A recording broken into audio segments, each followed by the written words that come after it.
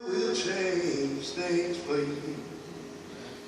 My mother and my father, they taught me to pray.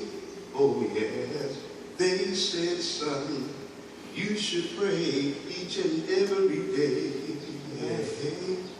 I know that my Jesus, he'll fix it for you because he knows just what to do.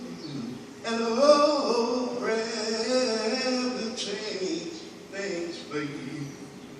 I know prayer, oh, it will change things for you.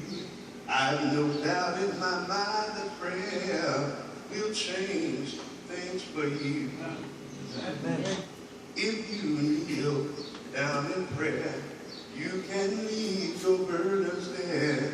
Oh, prayer will change things for you. You know, they put Paul and Silas in jail. They didn't have no one to go their bail.